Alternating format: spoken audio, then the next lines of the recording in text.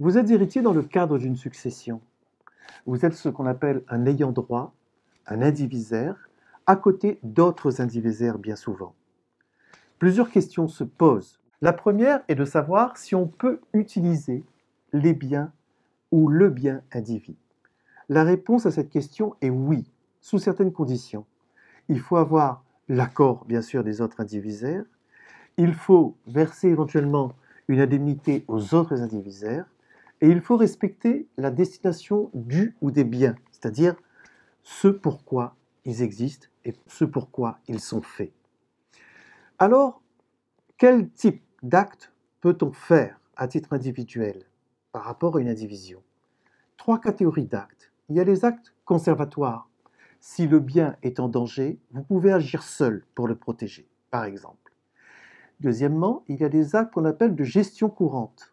Ça peut être des actes d'entretien, etc. Et là, la majorité des 2 tiers des indivisaires suffit.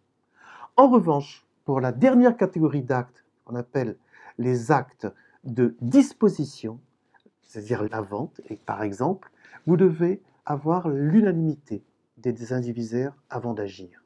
Et ceci est très important. Le Code civil pose le principe que nul n'est tenu de rester dans l'indivision. Vous pouvez mettre fin à cette indivision à tout moment, et de plusieurs façons. Soit régler le partage à l'amiable, devant un notaire, soit céder vos parts dans cette indivision à un des indivisaires ou à un tiers, ou soit, tout simplement, s'il n'y a pas d'accord, vous adresser au tribunal pour demander ce qu'on appelle un partage judiciaire. Cette procédure donnera lieu souvent à une expertise judiciaire pour déterminer les droits et la valeur du bien en question.